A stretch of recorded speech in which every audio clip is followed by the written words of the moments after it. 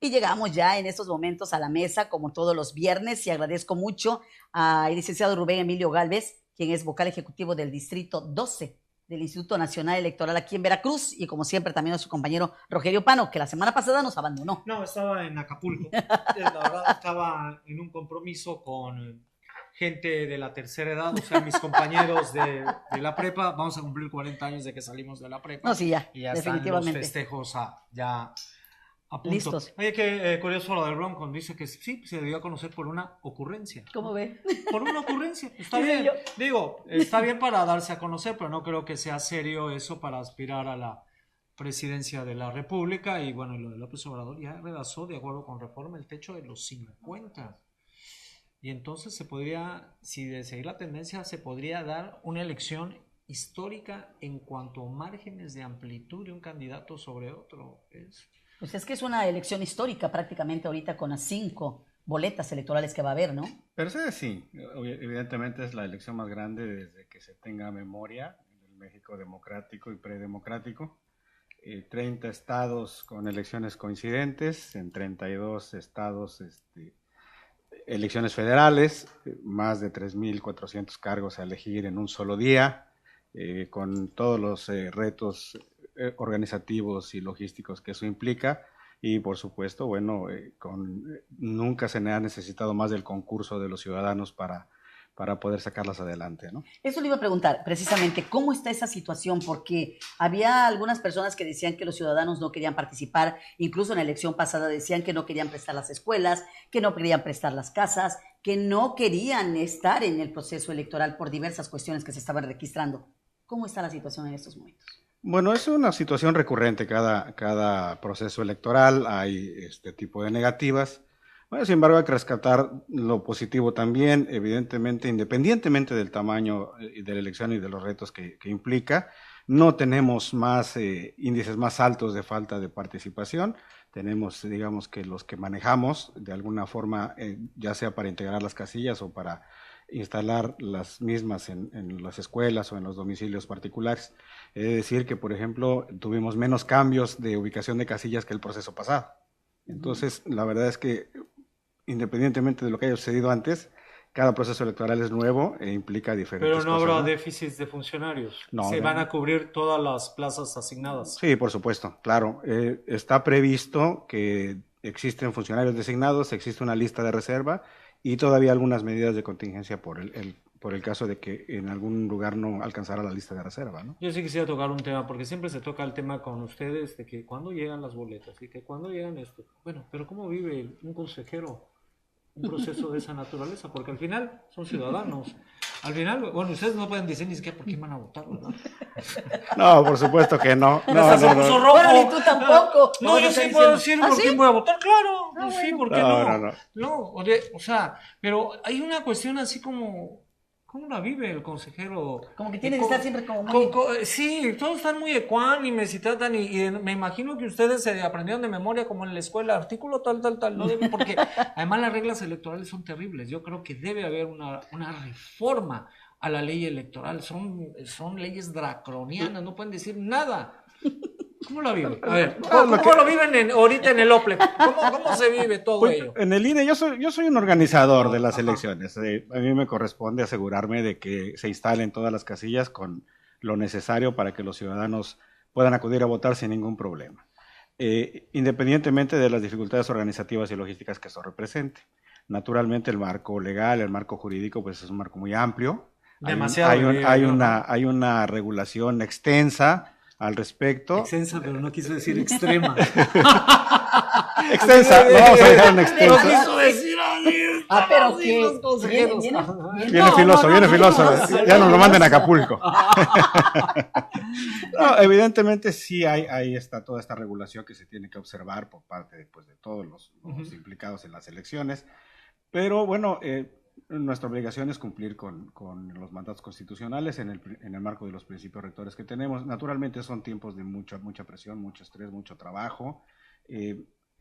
sufrimos en cuanto al tiempo que queda para nosotros y nuestras familias, pero sabemos que pues esa es nuestra obligación. ¿Cuántas horas se la pasan ahorita prácticamente en lo que es el Consejo? Pues prácticamente vivimos ahí. Ya tienes su cama ahí. Sí, prácticamente vivimos ahí porque bueno, son muchísimas las cosas que hay que contemplar y bueno, todas tienen su propia reglamentación, entonces pues no podemos dejar de hacer nada, ¿no? Este proceso, independientemente de la intensidad, de que hay figuras nuevas como la figura de un candidato presidencial independiente, ha sido marcado también por la violencia, ¿no? El alto número de candidatos a puestos de elección popular que han sido asesinados. ¿Ustedes cómo visualizan el tema aquí? Lo que nos corresponde a nosotros, más allá del asunto de cómo se organizan políticamente los partidos, que no nos corresponde a nosotros determinarlo, más que lo que establecen sus propios estatutos, lo que nos corresponde a nosotros es asegurar, ¿no?, que la jornada electoral se lleve a cabo con toda con todo lo necesario. ¿Hay temor? No más allá de mire, si tú me preguntas qué temor tengo, mi temor es que algo falle en la organización en el ámbito de mi responsabilidad. Eso es lo que a mí me preocupa. La cuestión de seguridad está en otras instancias, se toman las medidas y los acuerdos necesarios para que existan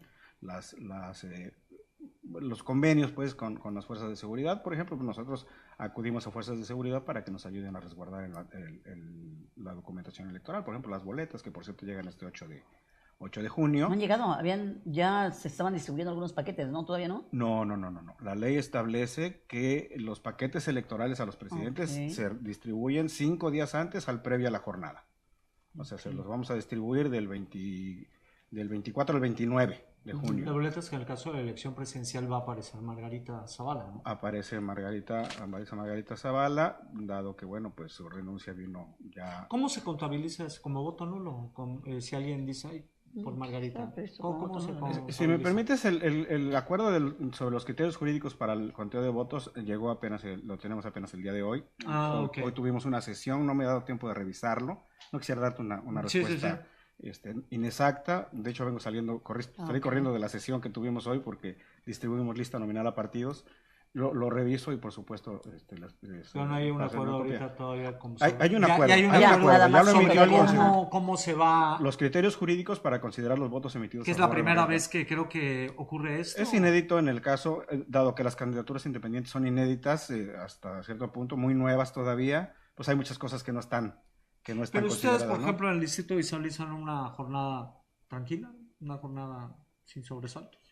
Yo hago votos porque los ciudadanos salgan a votar en paz, tranquilos, dejando de lado pues estas posiciones que de repente tú ves Es parte de la campaña. A veces yo creo que nos asustamos de más, ¿no? O sea, dicen, es que está muy polarizada, pero yo creo que esa es la en la elección pasada sucedió, ¿no? Que precisamente todo el mundo tenía como cierto...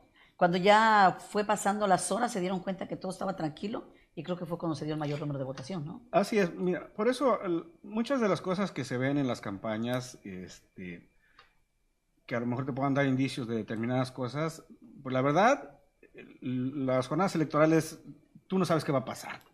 No, realmente lo único con certeza hoy es que no sabes quién va a ganar.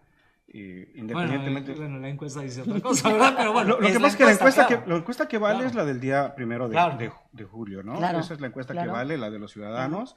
Y bueno, pues no sabemos, ¿no? No sabemos cómo van a salir Es como sucede con los Estados Unidos, ¿no? Que todo el mundo decía. Bueno, casi fíjate que ¿qué pasó, ¿no? En el momento. Yo en lo de los Estados Unidos hubo un análisis de Fox News, que es una cadena además muy cercana al presidente Donald Trump. Y yo recuerdo que Sean Hannity, que es el anchor o el conductor más influyente de esa cadena, fíjate que hizo un análisis muy bastante extenso y profundo y realmente atinó. Y entonces él hablaba de los estados claves que podía ganar Trump y incluso por esas ventajas tan cerradas que tenía. Yo creo que sí te permite, eso es lo que iba a preguntar. Por ejemplo, vemos todas las encuestas y todas las encuestas se perfila un claro ganador en la presidencial, porque en la local incluso lo que dicen las encuestas es que hay una especie de empate o una lucha muy cerrada. Ese tipo de información que le llega al ciudadano hace que vote más o que vote menos. Cuando en la elección presidencial, por ejemplo, se perfilaría un claro ganador. ¿Qué es lo que ustedes han percibido en esos temas? Mira, nosotros realmente no somos analistas políticos, Ajá. ¿no? Nosotros nos dedicamos como es a Ok, implementar vale. operativamente nuestros fines institucionales. No podríamos, no podría hacer un análisis político de ese tipo. Comparar con Estados Unidos es otro sistema electoral totalmente diferente. O sea, Claro. ahí el candidato que Además es son- presidente y tuvo están casi 3 focal- millones de votos menos que la que no es presidente. Claro. ¿No? Hay un sistema electoral Muy totalmente diferente que se suele decir que la democracia en Estados Unidos es de mejor calidad y bueno, pues también es algo muy discutible. muy discutible. No, porque además cada estado tiene su propia legislación electoral, su propia manera de organizar la elección, ¿no? Y por ejemplo, allá la distritación no se hace con los criterios, con los criterios científicos que se hace aquí, ni con esa rigurosidad que se hace aquí una distritación. Allá es muy común el gerrymandering, que es el ordenamiento de los distritos electorales por afiliaciones políticas, ¿no? Entonces eso es algo que aquí no se da, vaya, por decirlo así. Lo que sí te voy a decir es que hoy los ciudadanos están más que nunca inmersos e interesados en las cuestiones políticas, ¿no? Eso es un buen indicio. Lo que sigue es llevarlo al ejercicio de la participación ciudadana y de la demanda de rendición de cuentas. Eso es lo que hay que hacer, ¿no? Hoy los ciudadanos discuten, hablan más de política que antes. Pero los niveles de participación ciudadana no están al nivel de los que deberían de estar de acuerdo con el discurso. ¿Qué esperaríamos de un nivel de participación ciudadana en Veracruz? ¿Podríamos aspirar a un 60%? Yo creo que más. Que sería algo... ¿Le van a más un 60%? Yo creo que más. Alrededor del 65-68% mencionaba nuestro ¿Cuál delegado. ha sido el techo histórico en una elección en Veracruz? No lo recuerdo. 60 y tantos %. No, me parece que sí en una gobernatura. Me parece que en una gobernatura se alcanzó el 60 y algo % ¿no? No estoy muy seguro. El asunto es que, como decía yo hace rato, predecir en cuestiones electorales, la verdad es que es complicadíísimo. Y es como decía por ahí alguien, si quieres hacer el ridículo, habla de toros y de política. Esa es una buena comparación. Yo que soy taurino, que uno ve crónicas de la corrida y dice, cada barrabasada, ¿qué vio pero este? ¿qué es de qué vio o qué yo vi? Porque es totalmente diferente, es impresionante. Pero sí, también hay ciertas realidades, como por ejemplo, una elección como la presidencial, como que opaca mucho los comicios locales. Bueno, aquí tenemos la de gobernador, que bueno, yo percibo que ante ciertas claridades que se observan en la presidencial, pues la de gobernador, que donde parece hay una lucha muy cerrada, comienza a tomar interés. Pero tenemos la de las legislaturas, tanto locales como federales, que si uno sale a la calle y dice, oye, ¿quién es tu candidato? Y que si tú lo miras bien, deberían ser en las que más nos interesemos. Claro, ¿no? pues sí, claro. Porque son los que nos representan, son a los que van a llevar tu voz al Congreso y son los que se supone que conocen tu problemática y que la van a llevar más arriba para mejorar, ¿no? Pero son los que menos nos interesamos. Yo ¿no? pensé que iba a haber más escándalo, la hacía yo así como más fuerte ahorita que empezaran precisamente las campañas locales, y veo que no, o sea, todo tranquilo, o sea, yo pensé que iba a ser como más fuerte así el ambiente, como que se iba a sentir más la campaña, pero no la estoy sintiendo así. No estoy sintiendo tranquila. Sí, no lo comprometo. No, es que no, es que es increíble, los órganos no pueden hablar y apenas no, pero es en el algo, sentido de que yo sí creí que iba a estar así la campaña más fuerte, o sea, porque si viene la campaña de lo que son candidatos a la presidencia, a la gubernatura, que también se ha estado como muy tranquila, no la he visto muy fuerte, y lo hemos comentado ya en otras mesas de análisis, pero yo pensé que las diputaciones sí se iban a ver ¿Sabes más. qué también pasa, por ejemplo, y lo pasa uno a nivel individual? ¿Cuál es mi distrito? Eso sí es cierto. ¿Quién es mi candidato? No sé por qué. O sea, ¿en qué distrito estoy? ¿Aquí qué distrito es? Es el distrito 12, federal. Federal. Sí. Aquí es el distrito 12, federal. Entonces, ¿quiénes son tus candidatos? Sí, me lo sé. No, porque es vas que a hacer propaganda electoral. Entonces no, claro, pero lo que hablemos es, ahí también hay una cuestión, hay un problema. Y eso también nos atañe. Yo he dicho también que si queremos pasar a mejores estadios de desarrollo en todos los ámbitos, económico, político, social, debemos tener en cuanto a estadio ciudadano, mucho más avanzado. Y yo creo, y va a sonar fuerte, pero creo que somos una ciudadanía medio mediocre. Medio mediocre. Okay. Baile por la burrada, pero mediocre. O sea, es decir, no estamos tan involucrados, nos quejamos muy bien, pero creo que somos poco participativos en la construcción de soluciones. Y yo creo que también las elecciones deberían de ser una oportunidad para que nosotros, todo eso que se habla hoy, pasamos de las cantinas a las redes, pasamos de los cafés a las redes, de todo lo que decimos y hablamos, que lo expresemos también a través de un voto de calidad, ¿no? Entonces creo que ahí también hay un problema. El hecho que no sepamos, me parece, no es una cuestión nada más de partidos políticos, también es de uno mismo. ¿Quién me representa? ¿En qué distrito estoy? Y yo podemos sacar un ejercicio a la calle, oiga, ¿usted a qué distrito pertenece? Claro.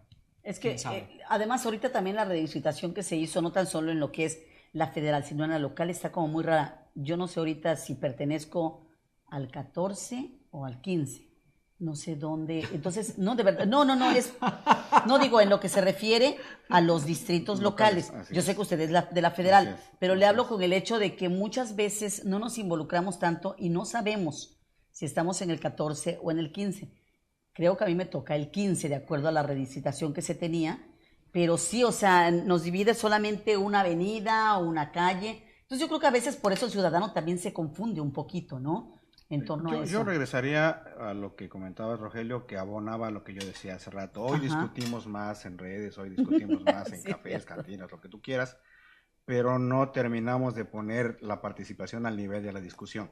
Que es, ¿no? Creo que lo importante, ¿no? O más bien aplicar la discusión a la participación. Ajá. Ahora, evidentemente, si nosotros no conocemos nuestro distrito, pero nos interesa, nos informamos. Claro. O sea, tenemos, hoy más que nunca, tenemos acceso a la información como nunca antes. Claro. O sea, como nunca antes. Pero si no lo hacemos es que quizá porque tenemos otras prioridades encima. La construcción de ciudadanía es una de las prioridades que tiene en nuestro país, pero que solamente va a ser terreno, solamente va a crecer y a fructificar en terreno fértil. Y entonces es como un círculo vicioso, ¿no? ¿Dónde están las políticas? Se aplican las políticas de construcción ciudadana, de educación cívica. ¿En dónde se aplican? ¿Son pertinentes? Claro. ¿Cayeron en terreno fértil o no? Esas son las preguntas que nos tenemos que hacer y qué tenemos que hacer para pues empezar desde pequeño con los pequeños a construir esta educación cívica en valores y más tarde ciudadana, ¿no? Y además hace un momento se hablaba de la cuestión del Congreso y el poco valor que le damos a las elecciones legislativas. Incluso las elecciones menos concurridas son las legislativas, tanto en el plano federal como en el plano local. Las elecciones intermedias, por ejemplo, que en el plano federal, son poco concurridas. Sí.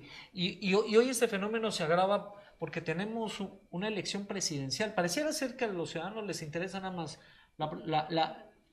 es muy significativo, porque es con lo que somos como mexicanos, ¿no?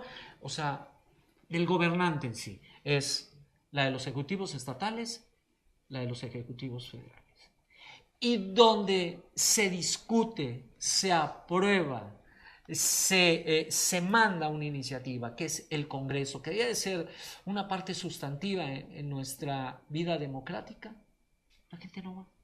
No le interesa. Es que fíjate que seguimos atribuyendo al presidente y a los gobernadores poderes metaconstitucionales, ¿no? Así es, digamos que los vemos todavía un poquito como tlatoanes. Que esa era como una cuestión cultural. Cuando el sistema político de pesos y contrapesos reside pues en los congresos, ¿no? Claro. Los congresos son los quienes van a controlar el poder del ejecutivo y viceversa. Tenemos todavía que entender que nuestro sistema político y democrático está construido a través de la dispersión, la división de poderes, para evitar precisamente que alguien tenga toda la decisión en sus manos, que podría parecernos a lo mejor muy cómodo, pero que no es muy, muy contraproducente, ¿no? Nosotros para podernos hacer escuchar tiene que ser a través de nuestros representantes, y es a quien, como tú dices bien y dices bien, no le damos importancia. Hemos llegado a tener elecciones intermedias, como las llamaste, con un nivel de participación del 42%. Y eso de que le ha ido bien, porque y que el que ganó con el 31%. Eso equivale a 14 votos de cada 100. O sea, quien ganó con 14 votos de cada 100. Y eso nos quejamos de quiénes son nuestros diputados y que cada tipo que va, ¿no? Entonces, bueno, y todavía no terminamos de comprender muy bien que la rendición de cuentas, que nuestra participación no termina con la emisión del voto. O sea, no es darte el voto y decir, bueno, ahora sí ya, trabaja y mejora. No, o sea, es apenas el principio. Yo te puse a ti y tú, porque dijiste que ibas a hacer esto, ahora dime qué estás como decían, haciendo. marcaje personal, ¿no? Le estaban comentando. Sí, a pero además todos eso sería bueno ahorita en el contexto de la elección y hacer un llamado a quienes nos ven, nos escuchan, que también nos seccionemos quiénes son nuestros candidatos, tanto a nivel local como federal, ¿no? Así es. Porque además, hoy más que nunca, creo que la elección legislativa es sumamente importante. Sumamente importante. Y la realidad es que nada más nos interesa. Yo creo que en Veracruz, ¿quién va a ser nuestro gobernador y quién va a ser nuestro presidente? Y ahí tenemos Senado, tenemos diputado local y tenemos diputado federal. Así es. Y entonces esas elecciones pasan a segundo término y lo que estamos viendo es que muchos candidatos, si no es que la mayoría de los que aspiran a ser legisladores en los dos ámbitos, están con el paraguas de los candidatos a los ejecutivos, que me parece que no debía de ser. Y que yo creo que es conocer quiénes van a ser nuestros representantes ante el Congreso, cuál es su perfil, y si de verdad corresponde ese perfil a lo que nosotros aspiramos. Claro.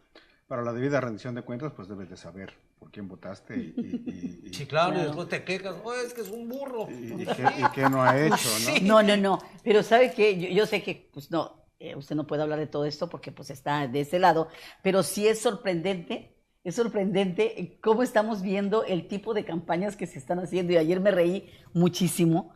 Digo, no te debes de reír, pero me reí muchísimo. Es que las campañas de un candidato, quiero decirle, que se puso a bailar con un burro para atraer a la gente, y él bailando con el burro y besándolo. ¿Viste el nuevo spot de mí? Ah, sí, bueno, juega con la silla. Y que es que ese chingón es mi...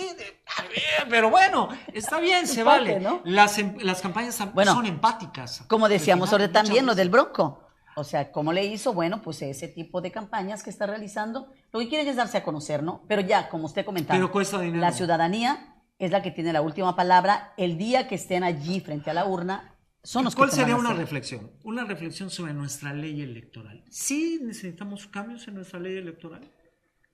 De 1977 para acá puedes contar, no sé, 8 reformas electorales, ¿no?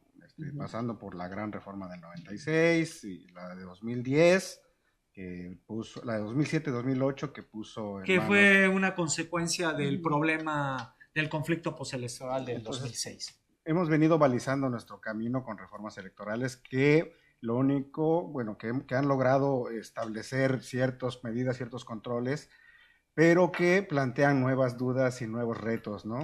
Me refiero al hecho de que cada reforma electoral funciona como respuesta a conductas atípicas del pasado proceso electoral. Sí, claro. Y yo siento que eso no es lo ideal.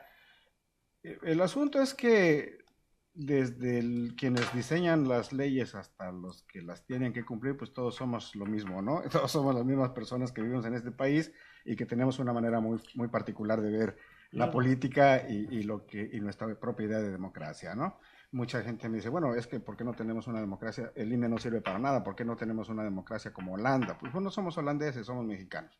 Y tenemos la democracia que nos alcanza para nosotros, para nuestra forma de ser, nuestra forma de entender el mundo, nuestra forma de entender nuestras relaciones personales, ¿no? Porque yo creo que con todas nuestras instituciones electorales podrán ser cuestionadas, podrán estar no de acuerdo con algunas determinaciones, pero creo que incluso han sido modelo para procesos electorales en otros países, nuestras instituciones electorales. Yo creo que también un poco el dinamitar nuestras instituciones electorales, el quererlas subestimar o sobajar, es también atentar contra uno mismo, Si ¿no? la próxima vez me invitas a estar, Rogelio, no, por favor, porque me hace querer decir tantas cosas que no puedo.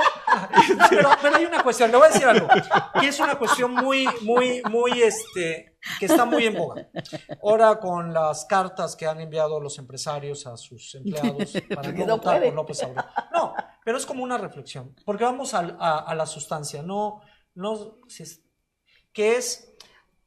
creo que muchas de las reformas electorales parecían apelar a un ciudadano, a la subestimación del ciudadano. Es decir, no puedes hacer esto porque puedes influir así en el ciudadano. No puedes, como si todavía tendríamos que tutelar a una ciudadanía que creo hoy que está más informada. Bueno, no sé si más informada, tiene mayores datos. Porque muchas veces el acumular datos no significa estar mejor informado. Pero sí apelar un poco más a la conciencia del razonamiento del ciudadano. Es decir, yo pregunto, ¿y por qué no? ¿Por qué no una empresa? Pues está bien, no hay problema. Y no es que porque yo esté a favor de ello, no. Yo lo digo que es la cuestión de la libertad de expresión, la cuestión de que el periodismo pueda ser mucho más activo, que los candidatos puedan ser mucho más activos en ciertas etapas del proceso. O sea, creo que en el fondo está un poco en cómo se mira desde el estamento político, que es el que hace las reformas, al ciudadano. Esa sería mi reflexión. ¿Cómo estamos viendo a los ciudadanos del siglo XXI hoy en México? Lo que yo te podría decir es que, yo lo vengo diciendo desde hace mucho tiempo, es necesario que brinquemos a otro nivel de discusión, a un nivel más maduro de discusión, porque un nivel de discusión en el que se le cuestiona, por ejemplo, a una autoridad electoral que viene vestido de tal color que ya está a favor de tal o cual partido. Eso qué horror, qué horror. Y bueno, y sigue pasando. Sí, y es ridículo. ¿no? Y ese ¿no? es el nivel de diálogo que de repente se tiene, ¿no? Es cierto. Entonces por ahí tendremos que empezar, ¿no? Creo que cuando tengamos un nivel de diálogo más alto, empezaremos a ver que, por ejemplo, ahora sí podríamos tomar, por ejemplo, Estados Unidos, ¿no? El financiamiento privado no tiene problemas. El que un candidato salga y hable de otro no tiene problemas. No se le acusa por difamación, ni por calumnia, ni por...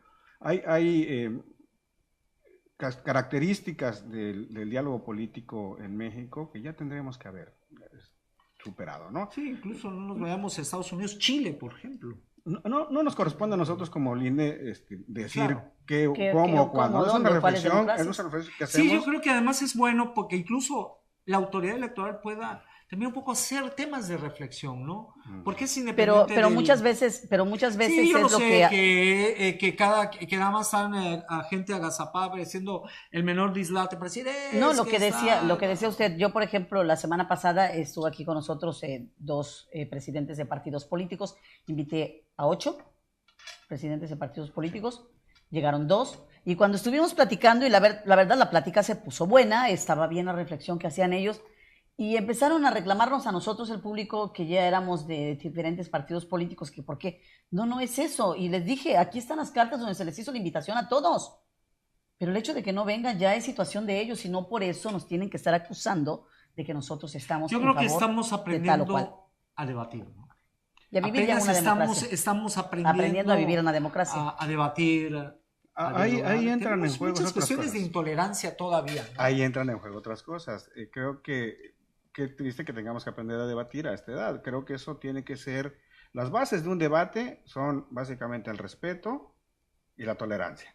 Uy. ¿No? Y eso pues, no claro. lo aprende. Está claro. Muy grave que lo tengas que venir a aprender en una mesa de debate. O sea, eso tiene que ser una producto de una educación en valores que venga desde la familia, pasando por las escuelas básicas y fundamentalmente que el niño crezca aprendiendo a respetar lo que tú dices, no atacándote por lo que tú dices, ¿no? Y a aceptar en la discusión opiniones ajenas, ¿no? Sí, claro. Entonces, esas reglas básicas que son los valores que sustentan la democracia son las que no tenemos y que no practicamos.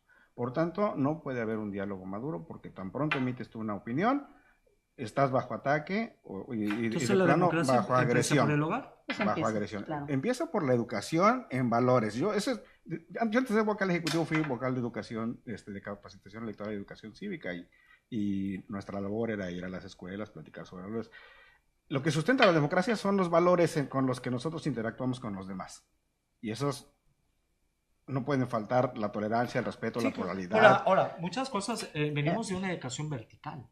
Claro. Entonces, una educación, yo recuerdo incluso cuando llegamos a la universidad que yo fui conejillo de indias de sistemas educativos. Y entonces, la cuestión era, la calificación estaba en base a la discusión, el debate. Entonces había gente muy brillante en muchos aspectos, pero que venía de una educación vertical, y el hablar, el sustentar, el defender, el estructurar una idea costaba mucho trabajo. Y entonces yo creo que efectivamente, creo que el hogar y la escuela son los pilares básicos, claro, para poder que llevar, después podemos... claro, la orientación. Pero Así sí es. tienes mucha razón, estamos como democracia madurando, a lo mejor the hard way, como dicen los americanos, madurando de la manera difícil y aprendiendo precisamente a dialogar. Tú ves los comentarios, por ejemplo, de cualquier posteo de Facebook o de Twitter, y hay una cantidad de agresión y de odio enorme, ¿no? Que no deben terrible. Pero también hay voces tolerantes, centradas. Yo creo que... Por ahí nos debemos de ir, ¿no? Ya tener un es. poco más, pues realmente ser tolerantes ya con todo lo que está pasando en nuestro país. Bueno, ya se terminó el tiempo, ya estamos viendo aquí a los jóvenes que están listos. Tolerante con el tiempo. No, soy tolerante, pero también con él, porque yo sé que tiene también ahorita muchas actividades que realizar. Agradezco a Eliseo Rosales, nos dice buenas tardes, saludos, aquí como siempre informándonos, gracias. Mari Carmen Bravo, don Rogerio Pano, un saludo cálido. Gracias. Güera Juana, dice enhorabuena. Un gusto ver nuevamente al equipo reunido. Muchas gracias. Mari Carmen Bravo nos dice, todo cambio es bueno, pero son varios reunidos en un equipo. Es excelente. Muchas felicidades, chicos. Ya nos dijo chicos. Muchísimas gracias. Bueno. Sí. Ya, bueno, tú andas en la tercera edad, pero es otra cosa. No, Rocío González también nos está saludando por aquí y nos dice excelente la información y también los conductores. Marta Morales, saludos desde la ciudad de Puebla. Bueno, también Marcela Álvarez Guevara se unió, también te está viendo Luceldi, para que no hables de más tu esposa. Y por cierto, tenemos una cita a las 4 en el INAPAM para la tarjeta.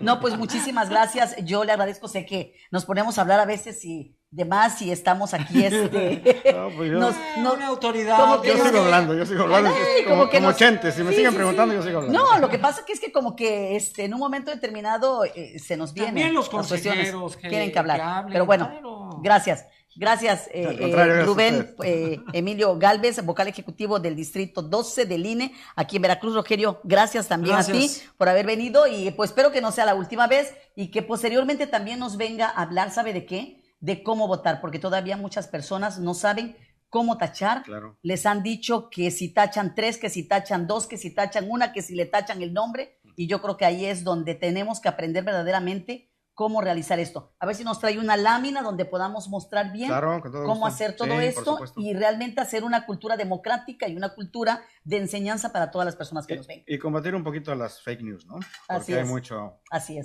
información errónea afuera, y falsa, así es. Y tendenciosa. Gracias. Y gracias a todos ustedes por vernos el día de hoy. Los veo el próximo lunes en punto de las 2 de la tarde. Como siempre, recordándole a todos ustedes que no nos fallen.